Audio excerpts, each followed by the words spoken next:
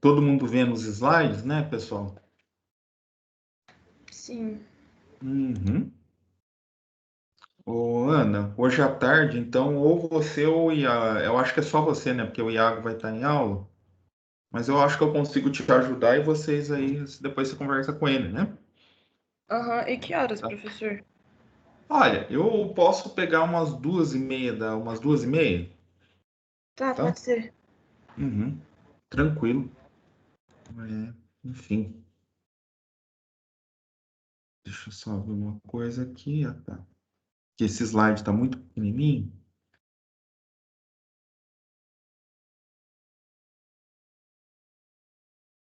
Vamos aqui, ó. Pessoal, eu sei que na aula passada eu não lembro, mas é bom fazer agora de novo. Eu acho que eu não lembro se tinha feito esse teorema aqui, essa proposição, né? Mas tudo bem, se eu não fiz, a gente faz de novo só rapidinho. Eu não lembro se eu fiz, né? Se eu fiz, a gente só passa aqui rapidinho e depois a gente vai começar com um assunto novo, né? Aí eu perguntar, vocês lembram se eu fiz essa daqui? Então, olha, vou colocar aqui, vocês já me falam. Então, se F ela é contínua e periódica, tá? De período 2L, e é diferenciável nesse intervalo aqui a menos de um número finito de pontos, tá? E F' é seccionalmente contínua, periódica de período 2L. Então, os coeficientes de Fourier complexos de F e F' satisfazem essa identidade aqui, tá?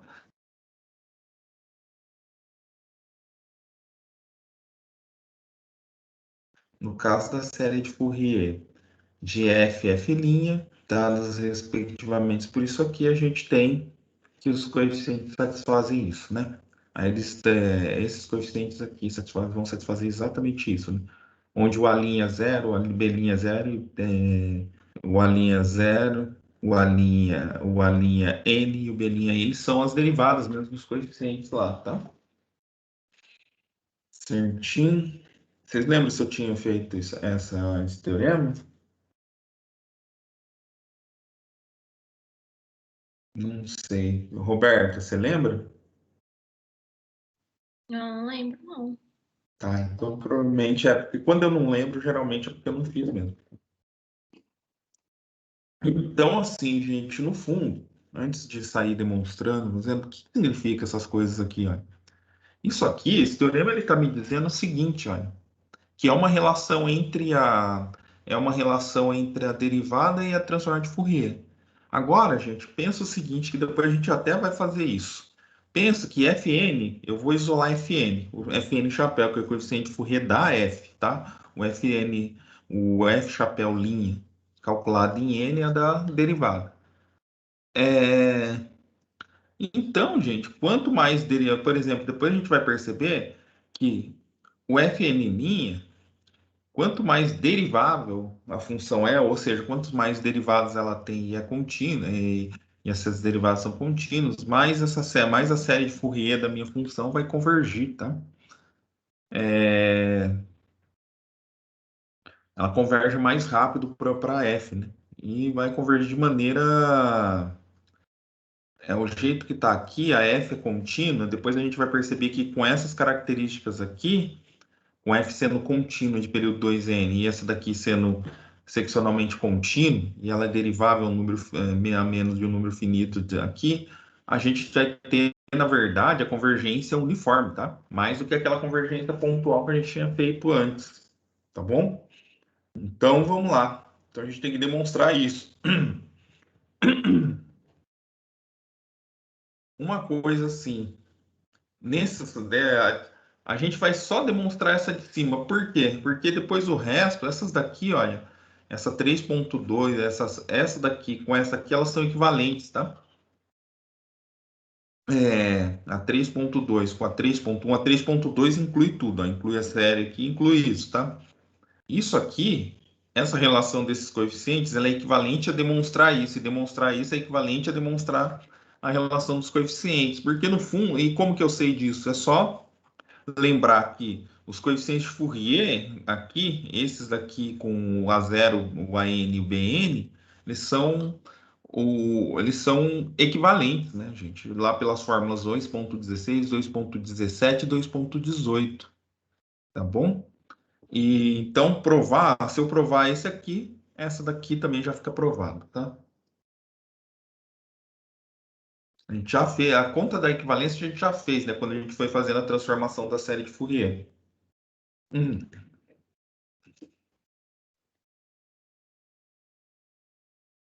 E aí, gente, então é exatamente isso que ele disse, né? Que essas fórmulas são contínuas, coisa, né? Então a gente vai provar isso aqui e vai provar 3.1. 3.1, de novo, só lembrando, é essa aqui, ó. Então vamos lá, é só fazer conta aqui. Aí eu não sei se vocês estão vendo desse tamanho, eu acho que aqui está com tamanho suficientemente bom, mas caso alguém não estiver vendo, me avise, tá? Então, primeira coisa, se eu pegar f aqui como sendo contínua e periódica de período 2L, e essas daqui, a gente pode integrar, tá? Porque as funções são contínuas, tá? É, como ela é, as duas, em particular, f é contínua e seccionalmente contínua, né? E periódica de período 2L. Então, essa daqui, ela é limitada, tá? Ambas são limitadas, e aí eu consigo integrar, tá? Então, vamos lá. Aí é fácil ver aqui, olha. Esse aqui é o coeficiente da Fn', tá? O Fn' chapéu é exatamente a fórmula, né? Para F é isso, para Fn' é isso. Para F é essa daqui que depois a gente vai ver, para Fn' é essa aqui. Só que aqui eu posso integrar por partes, né? Então eu chamo essa daqui de U, né? De V, dV, né? Essa aqui de U.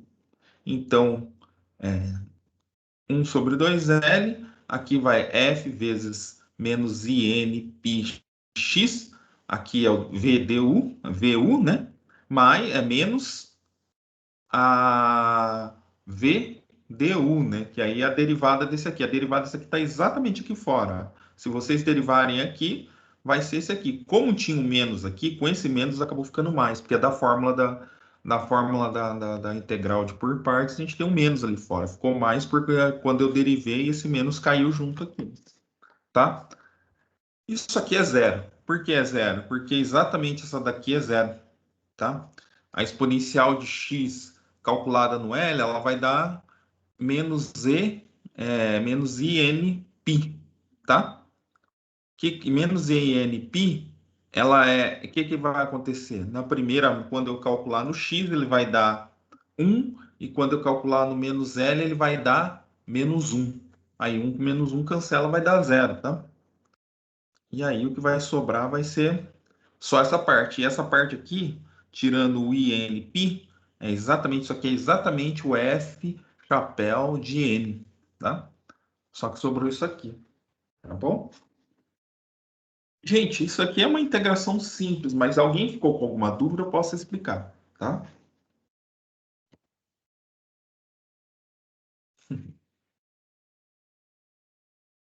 Tá, vamos continuando. Aí vem aquilo que eu disse no começo para vocês, tá? O que quer dizer isso? Olha, observe que aquela regra lá, a equação 3.1, ela nos diz que quanto mais diferenciável f mais rápido a série de Fourier converge, gente. Sabe por quê? Pois se eu der a derivada k vezes disso aqui, dá para eu mostrar por indução, tá? Pegar k vezes, ela vai satisfazer essa fórmula aqui, ó. É exatamente, vai satisfazer k vezes dessa fórmula. E aí, gente, agora deixa eu só abrir aqui. Se vai satisfazer k vezes aquela fórmula, deixa eu só abrir aqui. Então, em particular, se eu pegar para k maior ou igual que 2, a série de Fourier F converge uniformemente, tá? Por que que ela converge uniformemente? Eu já vou mostrar para vocês. Esse vai ser o teste M de Weierstrass que a gente vai usar aqui, tá? Então, ela converge uniformemente para F. E aí, de fato, se eu pegar F, F', só que aí eu tenho que pegar a F' tem que ser periódica período 2L para poder aplicar lá a proposição, né? Eu tenho que colocar essa, infelizmente, tenho que colocar essa condição, né? Enfraqueci um pouco, eu tive que aumentar uma coisa, né? Que antes f' só precisava ser seccionalmente contínuo, né? Mas o que que aconteceu aqui? Mas aí, como ela é CK, a derivada primeira vai ser contínua, né? A derivada segunda é seccionalmente contínua, tá? Biperiódico período 2L. Aí, por que que é? Porque a gente está pegando assim, tá? Pelo lema, tá? De Riemann-Lebesgue, tá? O lema de Riemann-Lebesgue, ele diz que esses coeficientes vão a zero quando o módulo de n vai a zero. Por que que eu coloquei módulo de n? Porque aqui é para n nos inteiros, tá? Esses coeficientes vão para zero. Logo, a sequência f2n, tá? Toda sequência convergente, ela é limitada, tá? Então, se ela é limitada, eu tenho uma constante k aqui. Eu sei que uma f chapéu, duas linhas de n, ela é limitada por k para todo n pertencente aos naturais, né? E aí, eu aplico 3.3. O que que é a 3.3? Esse aqui, tá?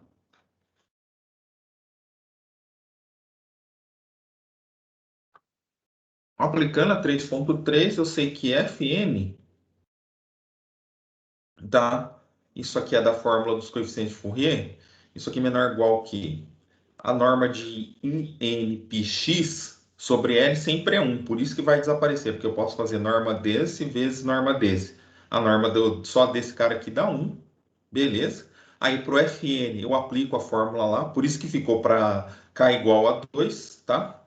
Então, para k igual a 2, essa forma vai ficar L sobre INπ elevado ao quadrado. Então, vai ficar L ao quadrado, e quadrado é menos 1, Nπ, tá? Ah,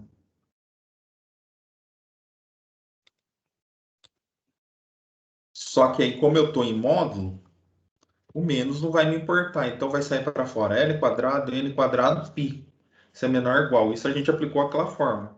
Agora, essa é limitada, então eu posso trocar isso por um k. Então, isso aqui vai ficar k, n, π quadrado, isso aqui é uma constante, vezes 1 sobre n quadrado. 1 sobre n quadrado é o termo de uma série convergente, tá? É uma série tal que a gente chama, aí quem gosta lá do cálculo 2, né, a gente começa por aqueles nomezinhos, isso é uma P série com P igual a 2, tá? Então, portanto, convergente, tá? Se ela é convergente, olha o que que eu estou tendo aqui.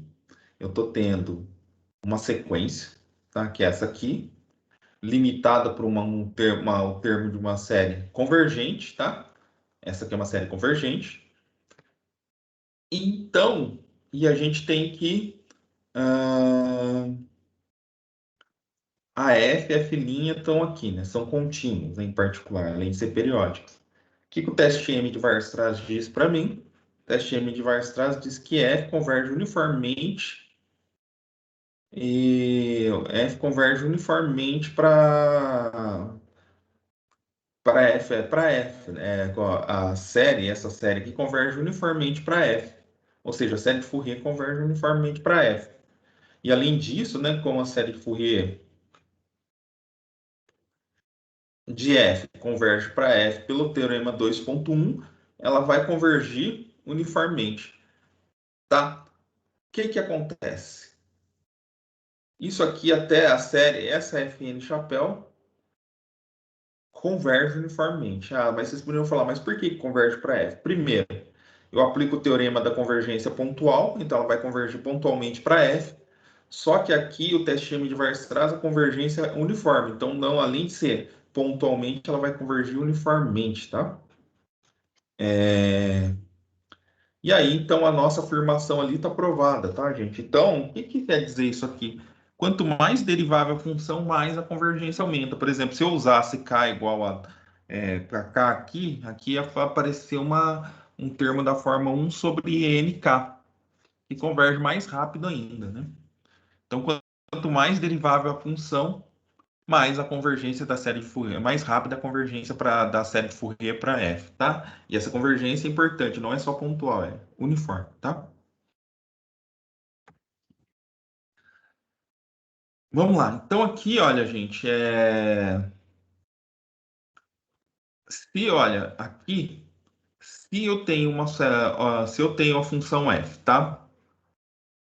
Contínua periódica de período 2L e diferenciável nesse intervalo, a menos de um número finito de pontos, e eu tenho que f' é seccionalmente periódico, período 2L, seccionalmente contínuo, então a série de Fourier converge uniformemente para R. Mas, professor, não foi isso que eu provei ali em cima? Não. Ali em cima eu precisei pegar essa f no contínua periódica, que eu enfraqueci, né? Então ela é seccionalmente contínua, tá? Beleza? Então,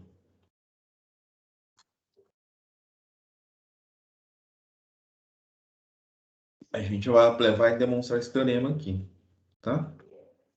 Mas esse teorema, que nem eu falo, sempre quando a gente vai demonstrar convergência uniforme de série, a maioria das vezes é de série de funções, a maioria das vezes a gente usa o teste M de Weierstrass, tá? Tem outras coisas também, mas em geral a gente usa esse teste M de Weierstrass aqui. O teste M de Weierstrass que eu mostrei para vocês nas aulas anteriores, né? Então, de novo, a demonstração é pelo teorema. A gente sabe que pelo teorema da 2.1, o teorema 2.1 é a convergência uniforme, é a convergência pontual, tá? É aquela que a gente mostrou que a série de Fourier ela converge para a média dos limites laterais. Só que dentro do intervalo onde a função é contínua, os limites laterais são iguais, então converge pontualmente para f. Nos extremos, ela converge para a média dos limites laterais, tá? Então, a gente tem convergência pontual. Se eu mostrar pelo teorema de Base-Weierstrass que a minha F converge uniformemente, que a minha série converge uniformemente, ela tem que convergir para F, já que o limite pontual vai para F, tá? Isso é muito importante. O limite pontual é assim.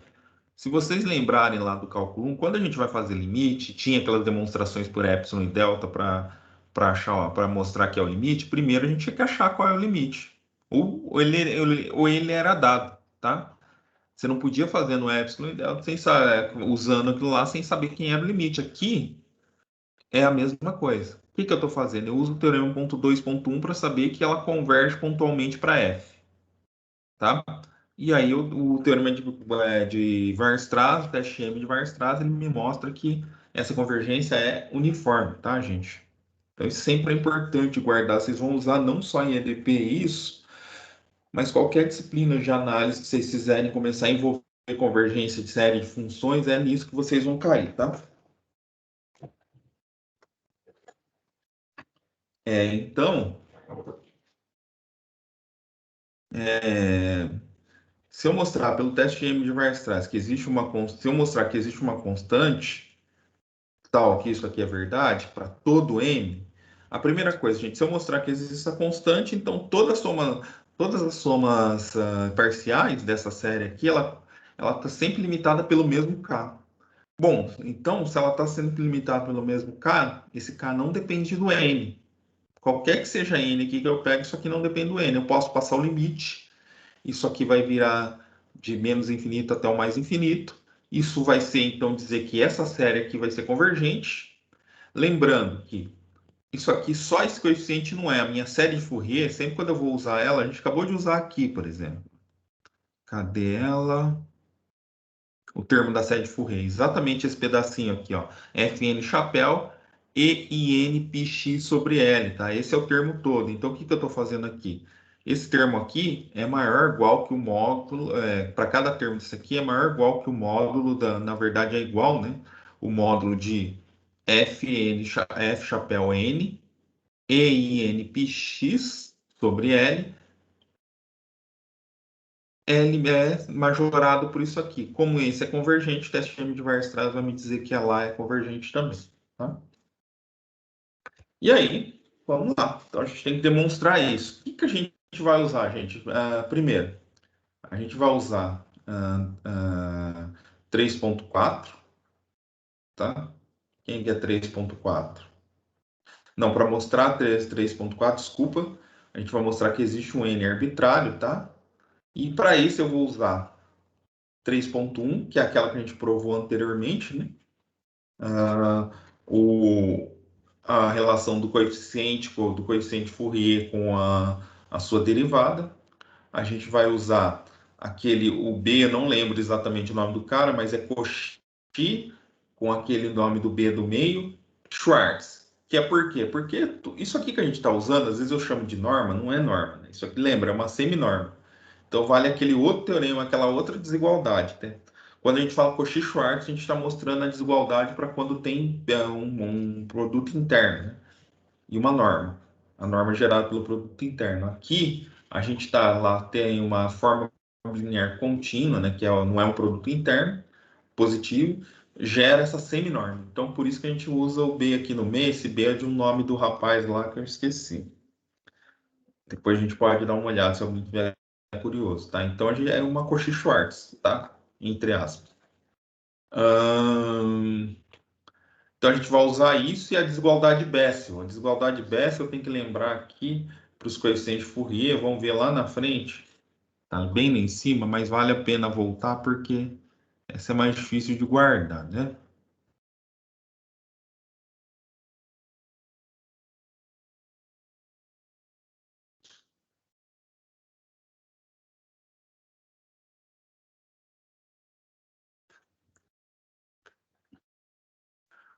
A desigualdade de Bessel, tá? Para esse aqui é a sequência de Fourier, né? Então,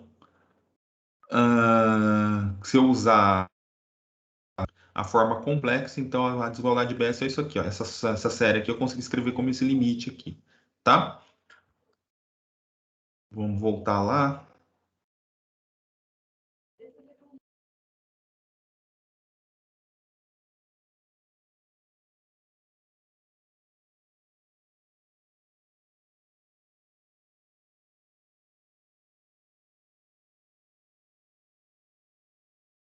Então vamos lá. Então, gente, esse somatório aqui, a única coisa, eu posso tirar o zero, né?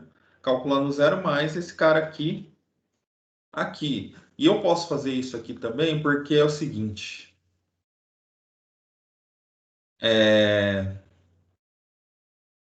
Eu estou tomando o módulo de n, tá? O módulo de n quer dizer que eu estou propondo todos os meus positivos aqui, entre esse 1 e o n, e todos os negativos entre menos n, menos 1, tá? O que a gente fez só foi tirar o zero fora, tá bom? Por isso que eu mudei um pouco a escrita, porque o zero, essa soma aqui já não está contando mais esse termo aqui, tá? Mas então, primeira coisa, o que que eu faço aqui? Vou aplicar 3.1. 3.1 é a derivar a f n chapéu é igual, é menor igual, é igual na verdade, a L n pi derivada o chapéu o chapéu da derivada da E calculada em N. Tá, então isso aqui é igual a 1 sobre n pi, L sobre n pi derivado desse cara. O que que eu fiz? O L é positivo, tiro para fora sem o módulo. O que que eu fiz? O π é positivo, jogo para cá, só ficou 1 sobre n. Lembrando que o módulo de n aqui, ele é, porque aí eu posso pegar tantos positivos negativos, tudo entre e menos n e menos 1, e 1 e n, tá? Então aqui eu usei a 3.1, aquela identidade do coeficiente. Fourier. O que que aconteceu aqui agora? Aqui continua a mesma coisa. Aqui eu apliquei Cauchy BS, né? B-Schwarz. Tá? O Cauchy B-Schwarz eu apliquei exatamente aqui. Então, a seminorma, né? Isso aqui, módulo, isso aqui, seminorma, é menor ou igual que esse cara aqui, norma desse, vezes a seminorma aqui. Tá? Agora, por último, eu vou aplicar a desigualdade Bessel. A desigualdade Bessel, a identidade Bessel, né? Tem a desigualdade Bessel também. Eu mostrei a identidade Bessel, mas desigualdade Bessel, para os coeficientes de Fourier, se eu aplicar para essa aqui, ó, desigualdade Bessel para essa aqui, então eu vou ficar com o quê? Raiz, né? Que aí eu tenho que tirar a raiz de L, π raiz de 2, F' seminorma da F', vezes isso aqui que já estava, tá? Então, aqui, isso aqui que eu usei a minha desigualdade de Bessel me deu exatamente esse termo aqui, tá? Aí depois, se alguém tiver com dúvida ainda, depois no final da aula, vai lá na desigualdade de Bessel, compara aqui com isso aqui, tá? Pra gente ver. Mas é assim, aplicando vai dar exatamente isso aqui. Agora, isso aqui, gente, é o seguinte.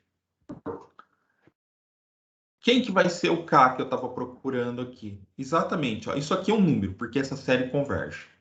Então, se é um número, raiz dele é um número positivo, a raiz quadrada dele é um número positivo. Isso é um número positivo. Número positivo, positivo, positivo. Então, isso aqui é um número, tá?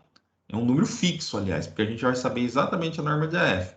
Apesar de depender da norma da F', isso aqui é um K. A gente está fixando sempre para trabalhar F, F' ali, então isso aqui é um número fixo.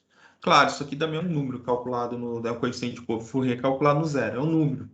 Então, o meu K aqui é exatamente esse número. Então, isso aqui quer dizer, como N é arbitrário, a gente não, aqui não dependeu do N grande, para chegar no calcar não depende do N grande, isso aqui vale para todo N grande. Se vale para todo N grande, isso aqui é convergente. Pelo teste M de Weierstrass, a série de Fourier, usando a forma complexa, é convergente, converge uniformemente. Aí, aplicando o teorema 2.1 da convergência pontual, a série converge, a série converge uniformemente para F, tá? Então, a convergência uniforme da série de Fourier, ela para como? O que eu preciso? É importante olhar. Eu preciso que a F seja contínua e periódica, e seja diferenciável a F', seja diferenciável no intervalo menos L e L aberto, tá? A menos um número finito de pontos, tá? Um comentário, dá para enfraquecer essas exigências? Dá, tá? Tem locais, depois vocês dão uma olhada no livro, ele dá a referência. Tá? Vocês, todo mundo tem acesso ao PDF, aí vocês olham a referência lá. Se alguém quiser ir atrás, mas é um pouco mais difícil, tá? Porque aí você não precisa, você consegue enfraquecer o fato da função ser contínua, tá? Ela não precisa ser contínua periódica. Você consegue também a convergência uniforme para a série de Fourier com F ali, eu acho que sendo seccionalmente contínua, tá? Não lembro direito, tá bom? Mas consegue enfraquecer. Mas para o nosso trabalho aqui, ele já é suficiente que a gente demonstrou aqui, tá? Alguma dúvida, pessoal? Tudo certinho? Tá ok. Ok. A nossa prova vai ser semana que vem, né? Sem ser essa semana, na próxima, né? Depois aí a matéria vai até sexta-feira, tá? Porque a prova é na sexta, né? Uma semana antes. Vou ver se eu mando algum tipo de lista para vocês treinarem também, fazerem uma atividade para treinar para a prova, tá? E se alguém tiver alguma dúvida com o restante das listas, pode perguntar que eu ajudo, tá? Eu ajudei a Roberta e depois tinha a Ana Lívia e a Amanda também, elas procuraram, eu ajudei lá com elas, elas conseguiram fazer o problema, né? O problema da atividade 2 ainda, né? Tá? Mas é isso. Então aqui, gente, o que que eu vou ter aqui? O teorema 3.3, então, se eu pego FG contínuas periódicas de período 2L, tá? E eu suponho que F é diferenciável nesse intervalo aberto de menos L a L a menos de um número finito de pontos, tá? E eu vou pedir que a minha derivada seja pelo menos seccionalmente contínua, né? Então, o que que acontece? Essa função aí, a f', desculpa, a f, ela satisfaz essa seguinte identidade, tá? Então, 1 sobre 2L, isso aqui, como eu disse, não é exatamente produto interno, é uma forma linear contínua. Então, F com G, tá? Satisfaz, então, a somatória de menos infinito até infinito da F chapéu conjugado da G, tá? Em particular, se eu trocar G pela F, eu vou ter a identidade que tem um nome, identidade Percival, tá? Em geral, pessoal, quando você vai estudar essas coisas, tem gente que acaba demonstrando essa identidade de Percival lá na identidade de Bessel, tá? Usando a identidade Bessel, que ele pegou mais fácil usando essa coisa que ele já está desenvolvendo, que a gente estava desenvolvendo, né? Essa identidade, ela já me dá a identidade Percival quase que automaticamente, basta trocar G por F, tá? Então vamos lá. Pessoal, vocês estão enxergando aí? Tá pequeno? Vocês querem que eu dê um zoom? Principalmente quem está assistindo, se já tem alguém assistindo de celular, né? Então, se vocês quiserem que eu dê um zoom, eu posso dar um zoom aqui. Pra mim dá pra ver de boa. Oi? Desculpa que falhou. Pra mim dá pra ver de boa. Tá, beleza, então.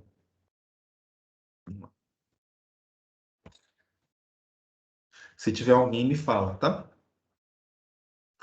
Olha, então aqui, olha, pelo teorema 3.2, a gente tem lá, teorema 3.2, contínuo periódico período 2L. A F é seccionalmente contínuo periódico período 2L, e além disso, a F é diferenciável a menos de um número finito de pontos no intervalo aberto de menos L e L. Isso é o teorema 3.2. E aí, o teorema desse 3.2 me diz que a série de Fourier da F converge uniformemente para F, tá? E aí, o que eu vou fazer? Para demonstrar a, aquela identidade ali, eu vou ser obrigado a aplicar o teorema 1.4. Que teorema 1.4 é esse? É aquele de trocar a integral com a somatória, tá? A integral com a somatória ou o limite, né? Lembrando, né?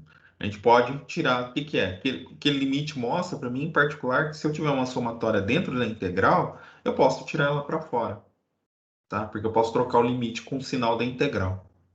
É exatamente isso que eu vou fazer. Olha, 1 sobre 2L, FG, aqui, não é produto interno, né? Uma forma linear contínua positiva, é igual a 1 sobre 2L, e esse cara aqui é exatamente a integral de menos L até L da F de G bar, tá? O que eu vou fazer? Eu vou escrever a G barra como uma série de como a série de Fourier dela, né? Porque esse aqui, a FG barra, isso aqui eu consigo escrever ela como assim. Por quê? Gente, porque o teorema do 3.2, ele me diz, pelo que eu pedi da F aqui, que ela converge uniformemente aqui para a série de Fourier, tá? Para a série de Fourier da minha G, tá? A gente está usando o teorema 3.2, tá? Também. Vamos lá, as hipóteses 3.2, cadê as hipóteses da G? Então, eu consigo escrever a G como sendo isso aqui, tá? O que vai acontecer aqui? Como tem o barra, tem que ter o barra aqui. Eu posso trocar, como eu disse, um passo antes, eu posso trocar integral com somatório. Então, isso aqui, isso aqui é por isso que apareceu essa soma aqui. Ela estava aqui dentro, eu troquei com a integral, tá? E também tirei como eu estou integrando em x, tá? Eu tirei o fn chapéu daqui também, tá? E aí, gente, perdão, desculpa. Eu falei da G, não é a G. Quem tem convergência uniforme garantida é a F. Não é a G que é diferenciável aqui. A F é diferenciável. A G só é contínua e periódica. A F é diferenciável no intervalo aqui, pois é ela que tem convergência uniforme. Perdão, gente, eu estava falando da G, não é a G. Quem vai aqui, apareceu aqui, exatamente, a F converge uniformemente para a série de Fourier dela. Quem que é a série de Fourier da F? Somatório de menos infinito até infinito, da F chapéu de N, vezes E I N pi x. Então, esse cara que estava aqui, Então a gente tinha uma integral. O que eu fiz? Tirei o somatório desse cara aqui para fora e deixei isso aqui. Por que eu deixei isso aqui? Porque g de menos L até L, g de S e n px, isso aqui é exatamente o coeficiente de Fourier da f, da g, tá? Por isso que eu vou deixar aqui. Só que é o coeficiente de Fourier da g barra. Por que vai ser o coeficiente de Fourier da g barra? Essa barra só aqui, eu posso reescrever. Isso aqui é a mesma coisa que g de s barra e menos de in πx sobre L barra, tá? Eu posso colocar um menos ali e colocar uma barra, que é a mesma coisa, porque o conjugado desse cara aqui é exatamente esse aqui, olha. E aí o que vai acontecer? Vai ficar barra aqui vezes barra aqui. Mas a barra aqui na integral é a mesma coisa, isso aqui quando a gente treina lá nas variáveis complexas, a gente sabe que para que essa barra ela passa para toda a integral aqui em cima, tá? Então, ficou barra, barra aqui, barra da integral, e quem está debaixo aqui é exatamente o coeficiente de Fourier da G, tá? Coeficiente de Fourier da G. Então, isso aqui é o G, chapéu de N, barra. Mas então essa somatória é igual a somatória de menos infinito até infinito de F, chapéu N, G, barra chapéu N, tá? Então, vale essa identidade, em particular, identidade de Percival, que é essa aqui, né?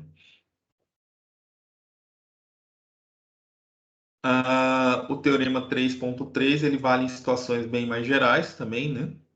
A fórmula 3.5 lá é elevada se FG, olha, só preciso que FG seja periódico de período 2L, né? E até uma classe maior de funções. Aí dá para ver, olha, esse Iori aqui, eu tenho esse livro, tá? Ele está em Tuiutaba, aliás. É do a Valéria Iori e o Rafael Iori, ele é um casal do IMPA, né?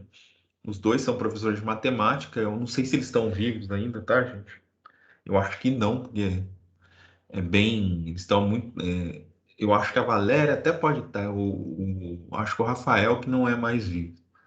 Mas assim, eles são muito bons nessa área de EDP, principalmente o livro da Valéria, eu não gosto tanto dele, mas o do Rafael, que ele trabalha lá com a parte de EDP também, ele é bem legal. A única coisa que não dá para usar em curso é que ele é um calhamaço desse tamanho assim, grosso, tá? Então não dá para fazer tudo que ele faz lá. A Valéria, a vantagem do livro dela é que é bem condensado, né? Resumido. Então por isso que a gente faz o uso dela, né? Tem o livro do diário do Jairo de EDP também, mas eu não lembro porque o pessoal não usa. Eu já usei, na verdade, quando eu fiz, eu não usei o Valério, a gente usa o de Jairo. Eu não sei porque na UFO não usa, talvez é porque não tem, né? Talvez você tenha comprado esse daqui, não tenha comprado aquele lá. Eu não lembro se ele é melhor que esse aqui. Eu lembro que ele era razoável para fazer também. Era chato com algumas coisas, mas dava para fazer. Mas o melhor livro que tem para fazer esse conteúdo de EDP aqui, eu acho que é o do Rafael Iori, tá? Ele é bem completo. O problema é que é muita coisa, não dá para pôr num semestre só, tá? Aí, gente, o legal dessas coisas é, olha, a gente vai aplicar a identidade Percival. Só lembrar, a identidade Percival é quem? Essa daqui. A seminorma da f ao quadrado, 1 sobre 2L é igual ao somatório de menos infinito até infinito dos coeficientes de Fourier da f ao quadrado, tá? A gente vai usar isso para mostrar a convergência da série, né?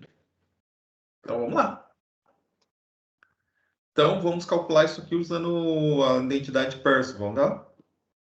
A gente já fez a série, achou os coeficientes de Fourier dessa f. O coeficiente de Fourier da f aqui, o A0 era 1, o AN é exatamente isso, tá? E o BN é 0. Então, aqui, o que a identidade Percival me dá? Que é a norma quadrada desse cara, 1 sobre L, é igual a isso aqui. Aqui, ó, a gente vai usar essa aqui real, que é muito mais fácil de ver, né? Essa daqui, a gente mostrou essa daqui, essa está na forma complexa. Se eu abrir para a forma real, ela vai ficar assim, tá? Em funções dos coeficientes, mas é a mesma coisa, tá? Se a gente fazer a norma fazer essa norma aqui ao quadrado, vocês vão perceber que usando aquelas relações entre os coeficientes de Fourier, vocês vão perceber que eu consigo chegar a isso aqui, tá? E aí, vamos usar isso. A gente já achou, os coeficientes de Fourier estão aqui, né? Aí eu vou aplicar a identidade de Percival. Aqui é 1 sobre L, norma da F. Norma da F ao quadrado. A norma da F não, ao quadrado. Exatamente isso. Tá? Cadê o próximo aqui? Tá? Então, aquele valor vai dar exatamente 2/3. Porque eu faço a integral lá e eu faço a integral e a norma lá de baixo vai dar 2/3. Aí você fala, mas cadê o quadrado, professor? Tem que lembrar que lá, quando eu faço produto interno, eu tiro raiz. Por isso que não apareceu o quadrado aqui. Produto interno não, quando eu faço a seminorma, né? Eu tenho que tirar a raiz. Então, por isso que não apareceu o quadrado, tá? Mas isso aqui é exatamente E. Ali já deu a fórmula da menos L até L da norma da F. A seminorma da F ao quadrado, é isso aqui, tá? Por isso que está sem raiz, então 2/3 igual a isso. Mas também é igual aplicando a Percival aqui, a identidade Percival vai ser A zero ao quadrado, mais isso aqui, soma de N de 1 até infinito, de A quadrado mais B quadrado. AN ao quadrado mais BN quadrado. BN quadrado é zero. O somatório de AN, gente, só vai ter quando o N for par. Por quê? Quando o N for ímpar. Porque quando o N for par, aqui vai dar mais um com menos um vai se cancelar. Então, toda hora que aparecer um termo par, ele vai ser nulo, tá? Então, eu posso... Essa série aqui, na verdade, ela se escreve assim, né? É meio, tá? Mais meio por causa do a zero ao quadrado sobre 2 mais porque o a zero é 1, mais 4, tá? Esse 4 veio da onde? Que quando eu colocar a parte ímpar aqui, vai dar menos um e aparecer menos... não, ainda não é isso, desculpa. Então, 4 mais 4, vamos ver de onde sai esse 4. Claro, tem um 2 aqui, tá vendo? 2 ao quadrado, 4, sai fora. Esse termo aqui. Esse termo, como eu disse, só vai existir quando for ímpar. Quando for par, vai zerar. Então, por isso que vai ficar 2k mais 1 aqui. Quarta, π a quarta, tá? E aqui vai ficar dentro quando for menos um, menos 2. Só que tá ao quadrado vai dar 4. Então, passa para cá, 16, tá? Aí, o que que acontece? Vai ser 16 aqui, passo meio para lá. A hora que eu fizer as contas com a fração e passar dividindo, isso aqui vai dar, multiplicando e dividindo, vai dar 96. Só que tem esse π a quarta aqui. Passo multiplicando lá. Então, essa série vai convergir exatamente para π a quarta sobre 96, tá?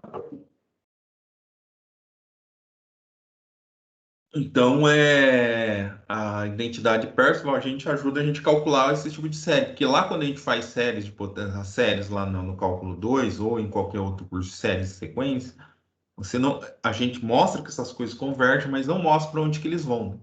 Aqui a gente consegue mostrar algumas, né? Nem todas, mas a gente consegue mostrar algumas para onde vão, né? Usando série de Fourier, né? O pessoal, só vou pegar água lá e ir no banheiro rapidinho e já volto, tá? Que horas são? 9h06 ainda. Já volto aí.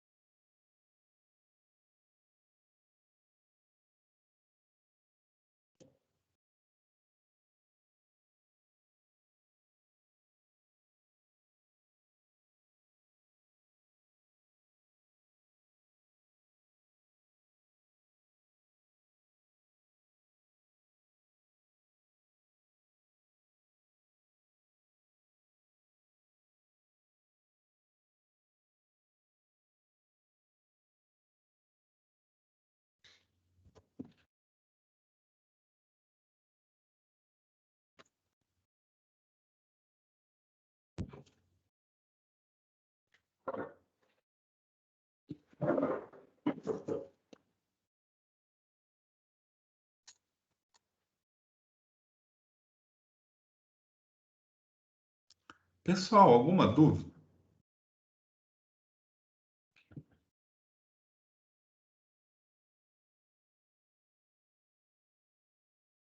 Ok, seguir também. Se alguém tiver alguma dúvida, vocês vão me falando, tá?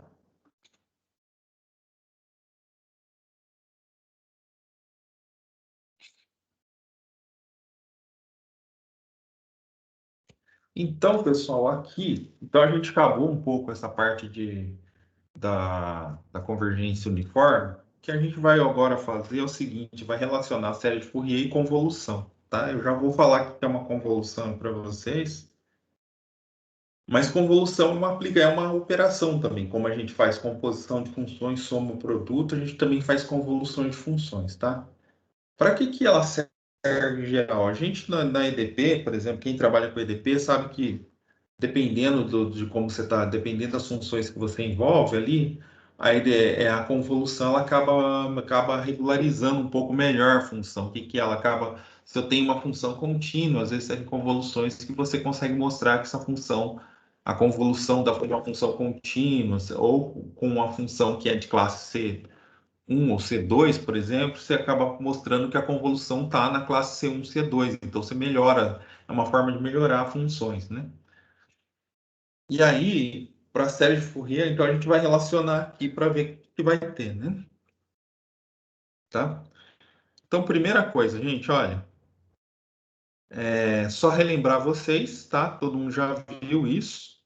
Que se eu tenho uma função contínua, é uma função no intervalo I e R, onde o I é um intervalo, essa função ela é dita uniformemente contínua se, dado epsilon, existe um delta tal que para x e y aqui, módulo de x menos y menor que delta implica módulo de f de x menos f de y menor que epsilon. Tá? O que significa isso? Quando a gente está com uma função contínua, o delta sempre depende não só do epsilon, tá? Mas também do x0 que a gente está pondo ali.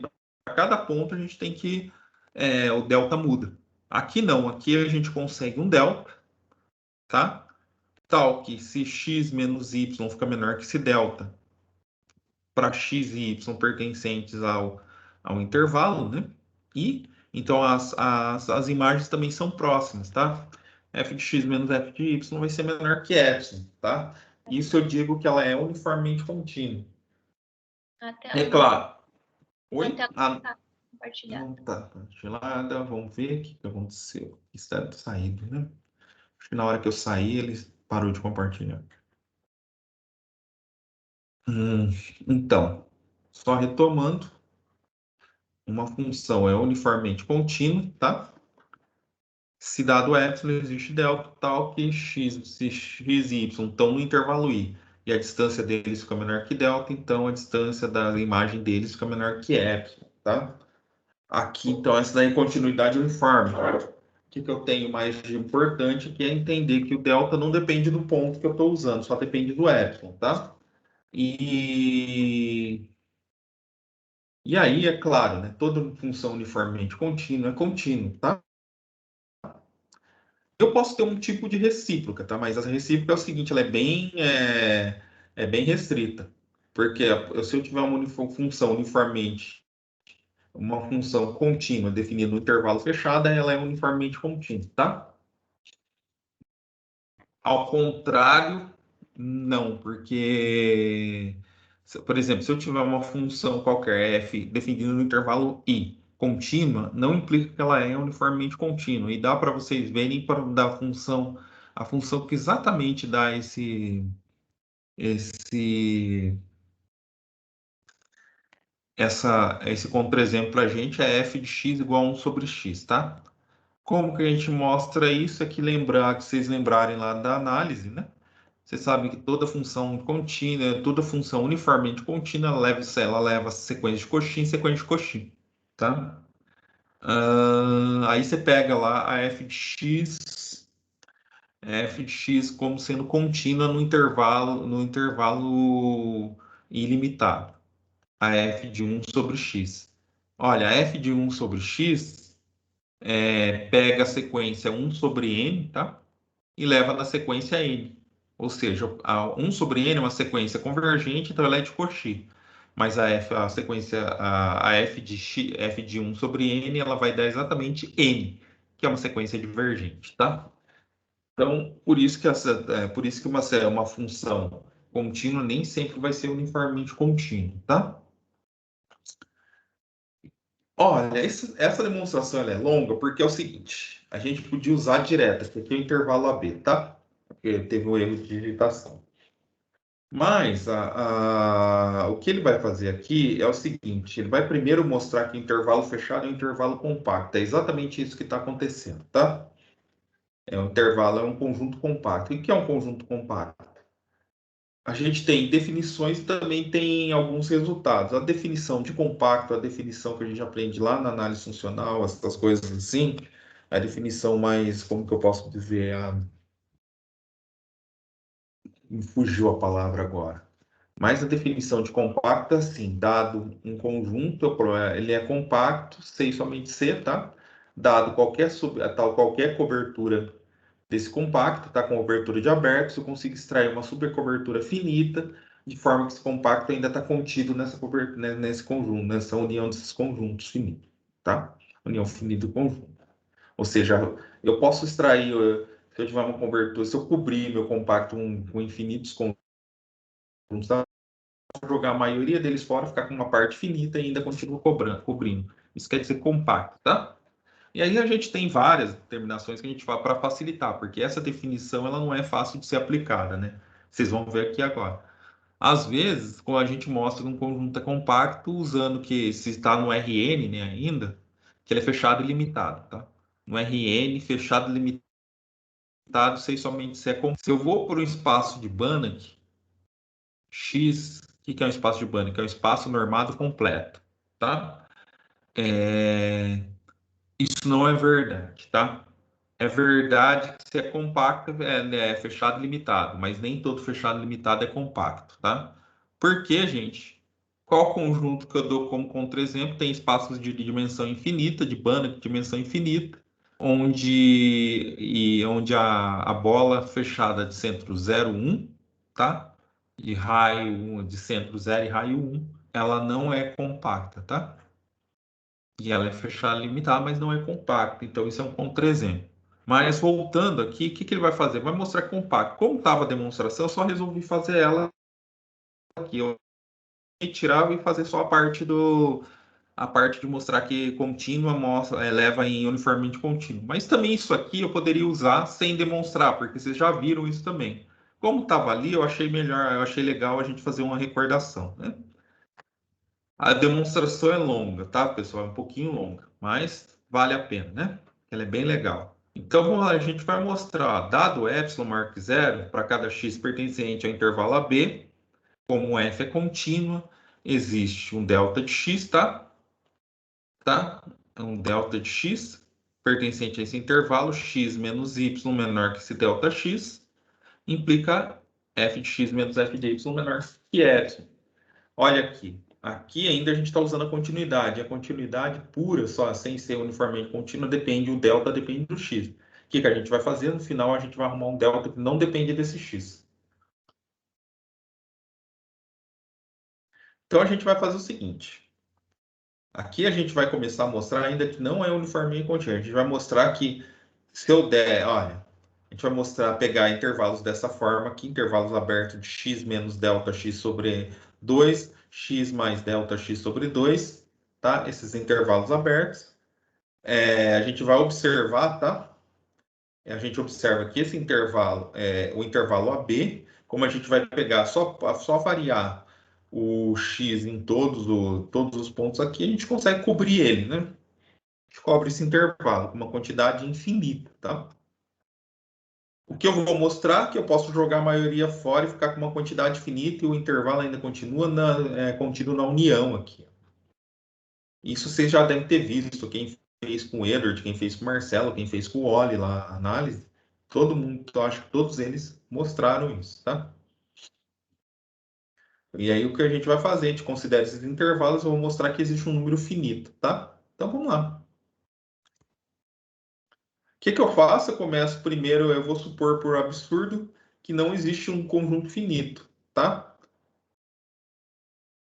Aí, então, o que eu vou fazer? Eu vou, então, para fazer isso, olha, eu vou pegar o ponto médio do meu intervalo AB. O ponto médio do meu intervalo AB é esse ponto aqui, A mais B, dividido por 2. Ele me dá o ponto médio do AB. E também vou pegar o tamanho do AB e dividir por 2, tá? Então, AB menos A dividido por 2, isso me dá o tamanho da metade do intervalo, tá bom? Aí eu vou chamar uma das metades, aí eu vou chamar de A1, A1B1, intervalo fechado A1B1, tá? E eu vou supor, já que é por absurdo, eu estou supondo que não tem um número finito, então eu vou supor que esse intervalo aqui, que a gente nomeou assim, ele não admite subcobertura finita, tá? A gente vai supor, então, que ele não admite subcobertura finita ou, no linguajar que ele está usando aqui, que ele não pode ser coberto por finitos intervalos daquela forma x, né? Repito, eu vou repetindo isso daí, olha, eu vou montar uma sequência, depois eu vou pedir vai ter um intervalo, eu vou dividir ele em dois de novo, pegar o tamanho dele, tá? Aí o tamanho do B1 a metade do tamanho do B1 é B1 menos A1 dividido por 2 ao quadrado, tá? E eu vou fazer isso para todos os intervalos. O que eu vou obter aqui? Eu vou obter que o tamanho de Bn menos o tamanho do intervalo Bn, ele é Bn menos An, que dá exatamente o intervalo B menos 1, o tamanho do intervalo B menos 1 dividido por 2 elevado a n. Quer dizer que eu fiquei fatiando uma parte, fixei o intervalo A1B1, peguei metade do intervalo AB, aí fui dividindo ele aqui, tá? E assumindo que todos não admitem subcoberturas, tá? Ou não pode ser coberto por um número finito de pontos, tá? E ele não pode, e esse intervalo aqui ele não vai poder estar contido na união finita desses intervalos. Então vamos lá. O que eu fiz aqui? Eu construí uma sequência de A1 até AN mais 1, e vai, né? Uma sequência infinita.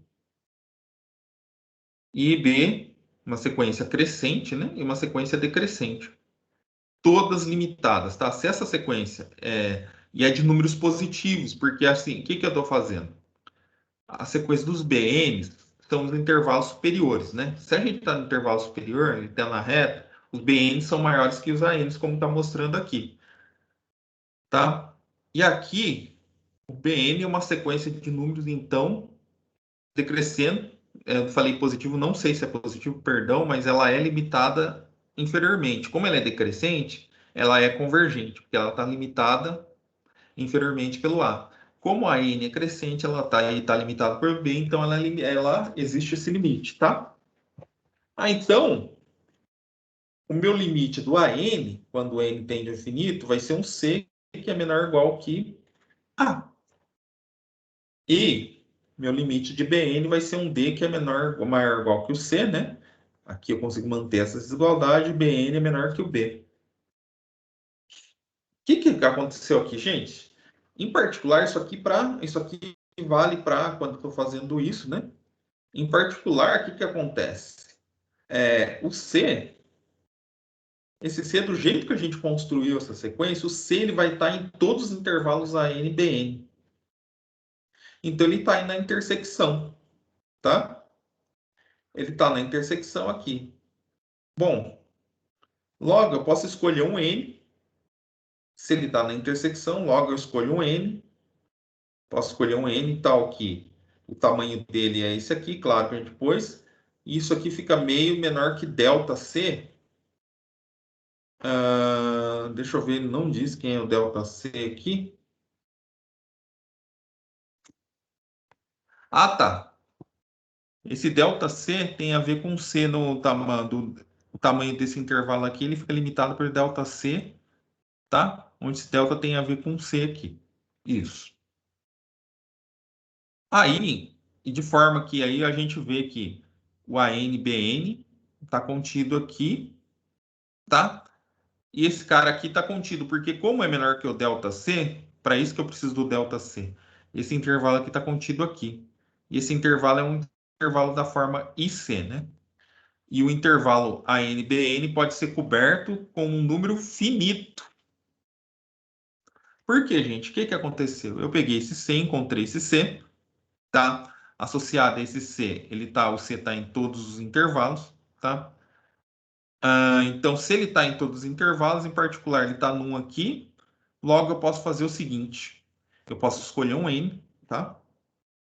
De forma que B menos AN, B menos A sobre 2N é menor do que 1 sobre 2 delta C, tá? Esse delta C eu consigo, porque como isso aqui é limitado e ele é pequeno, eu posso escolher um N suficientemente grande para deixar isso pequeno, eu posso escolher um delta aqui, e eu vou chamar de delta C. Se isso for verdade, olha, o que está dizendo aqui? Está dizendo que o tamanho do intervalo é menor que esse delta C. Intervalo ANBN. Então, ele cabe dentro de um cara da seguinte forma. Ele cabe dentro de um cara, como o C está no AN, né? Central, eu centralizo no C. E como o tamanho do intervalo está contido, é menor que o delta C, aquele intervalo lá ele vai estar contido aqui. Olha, esse cara aqui vai estar contido, é menor do que esse. Ó. Esse cara está contido aqui, porque eu tenho C, né? Esse aqui é o intervalo o tamanho do intervalo, mas em particular, esse cara aqui, como esse o delta C é maior do que o tamanho da metade, o tamanho daquele intervalo, ele vai estar contido aqui. Então, o IC é um dos intervalos lá da intersecção. Se ele é um dos intervalos da intersecção e o AN está contido ali, eu joguei todo mundo fora, só deixei um, que é um número finito, que é uma contradição. Então, qual que é o absurdo aí na coisa? Qual que é a contradição? A contradição é supor que eu não consigo extrair, eu não consigo uma sequência finita de pontos tal que a intersecção daqueles intervalos da forma ix cubram o meu intervalo AB. Bom, feito isso, então, existe o x1, xn aqui dentro, tais que esse intervalo aqui, AB, ele pode ser coberto com a união desses, união finita, a união desses intervalos, que é uma união finita, né? E é válida para um delta, sabe? Como que a gente pega esse delta aqui? O delta maior que zero, como isso é finito, e por isso que a gente pede que seja finito, porque o delta pode ser o mínimo do delta x1 sobre 2, delta xi sobre 2. Como é finito, a gente consegue isso tranquilamente. Então, delta é o mínimo, tá? E aí eu tomo, se o delta, pego o delta como sendo o mínimo deles, aí sejam x e y pertencentes ao intervalo AB, tais que x menos y é menor do que delta. Aí, como existe um j aqui dentro, tal que o x vai estar em algum xj, isso é verdade, tá? Está dentro de todos os intervalos, em particular está dentro de... Se tá, eu resumi para ficar, olha, como esse aqui é o menor, como tem essa distância aqui, então vai existir um j tal que o x vai estar aqui, tá? E, portanto, daquele x, esse x, lembra que a gente escolheu, pegou ele lá no começo, tá? Então, o que vai acontecer aqui? Pela definição do delta, então, x menos, a gente consegue x menos xj, né? O x está lá dentro, e aí a distância, o xj é um dos intervalos, é um ponto do intervalo e xj, né? O ponto central ali. Então, a distância de x, como o x está nesse intervalo, é menor do que delta x, j. Metade. Em particular, menor do que delta xj. Aqui, o y menos o xj, que é aí que eu quero, se eu conseguir y menos xj, isso aqui é menor ou igual que y menos x, mais x menos xj. Isso aqui é menor do que delta, porque eu escolhi assim. Esse aqui, por conta desse, é menor do que 1 sobre delta xj. Como esse aqui é o menor de todos, e é positivo, isso aqui é positivo, né? E ele é o menor de todos, eu consigo pegar, ele é menor do que todos os delta xj sobre 2. Isso aqui é menor do que delta xj sobre 2. Então, delta xj sobre 2 mais delta xj sobre 2, delta xj. Se vale isso, aí usando 4.1, quem é 4.1? Isso aqui porque é contínuo, né? Porque aqui eu fiz, olha, isso aqui para o delta de x, né? Então, esse x menos esse cara que está aqui dentro, tá? E lembrando quem que são os delta x e x aqui, né? eu vou usar aquele, como ela é contínua, né? Então, f de x menos f de y fica f de x menos f de xj. Esse é menor que epsilon sobre 2, porque f vai ser contínuo xj.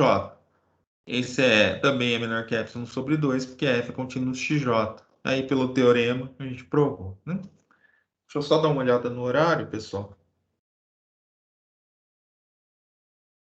10h30, 9h30, já, até 9h40. Então, vamos lá, só terminando aqui, tá? A gente pode fazer a mesma coisa se D é um subconjunto do Rn e F é uma função de D em R, tá? A gente pode definir a função uniformemente contínua aqui, se dado epsilon, né? Existe um delta, o delta só depende do epsilon, não depende do x, tal que se x e y pertencem a D, e x menos y fica menor, a distância de x, a distância de x até y fica menor que delta, então a distância de f de x a f de y fica menor que epsilon, tá? Se isso vale, onde se sacarela o ponto do Rn, isso aqui, então, vale o seguinte teorema. Se D é um subconjunto fechado e limitado, ou seja, D fechado e limitado, lembra que eu falei para vocês? Se a gente está no Rn, fechado e limitado é compacto, tá? E F é uma função contínua em D, então F é uniformemente contínuo. O que ele quer dizer aqui? Ele pode repetir as mesmas contas aqui, essa demonstração desse teorema é repetir as mesmas contas que você fez lá com uma complicaçãozinha. Você tem que adaptar a ideia de intervalo para no caso, a gente pega os retângulos, né? Os quadrados, né? A linha Rn. E aí a gente faz a demonstração que todo conjunto fechado e limitado de Rn é compacto. No fundo é isso que ele vai fazer. E depois faz a mesma argumentação que foi feita ali, né? Em geral, você não precisa ficar fazendo aquela demonstração. A gente fala, esse cara aqui seja F um compacto, tá? Se ele for compacto, vale isso daí, tá? Isso mesmo em espaços de banda, que basta que ele seja compacto, tá? Em particular, se F é periódica, período 2L, então ela é uniformemente contínua, tá?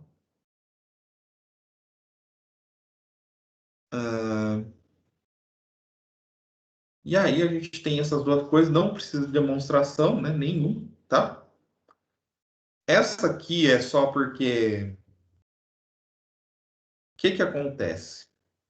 Se ela é periódica de período 2L, a gente pode pensar no intervalo fechado menos L até L. O que vai acontecer? A função daquele intervalo ali é uniformemente contínua. Aí eu pego de novo de menos 2L até L. É uniformemente contínuo. Vou fazendo isso em toda a reta. Como ela é contínua, né? Em particular, uniformemente contínua em todo o intervalo da reta, fechado da reta, e em particular ela vai ser uniformemente contínua em toda a reta, tá? É assim que a gente aplica. Esse aqui é repetindo o procedimento anterior, tá bom? Então, só para falar para vocês, depois a gente vai retomar a partir daqui, tá? A gente pode definir a operação de convolução. O que é uma operação? O que é uma convolução que eu falei para vocês? Se eu pego F e G aqui, são seccionalmente contínuos, a convolução de F por G, tá? Ela pode ser definida aqui, olha, ela é o quê? Convolução de F por G, a gente usa essa estrelinha, tá? Sempre usa a estrelinha. Ela vai ser 1 sobre 2L, integral de menos L até L, da F de Y, G de X, G de menos Y. Então, essa é a convolução de duas funções, tá? Como F e G são seccionalmente contínuos, o que acontece? Seccionalmente contínuos, intervalos, elas são contínuos em intervalos, eu particiono meu intervalo, na verdade, na toda reta, né? Cada intervalo fechado, eu particiono esse intervalo, ela vai ser contínua dentro dele, e nos extremos ela vai ser tem os limites laterais. Então, se isso é verdade, eu consigo calcular a integral em cada pedacinho desse, e aí a integral da soma é a soma das integrais, tá? Ela converge, né? No caso aqui é uma série convergente, vai dar uma série que vai convergir. E aí eu não vou demonstrar, vai ser amanhã, né? Só para vocês verem que tem, se é a operação de convolução, ela satisfaz isso. Ela é associativa, ela é comutativa e ela é transitiva.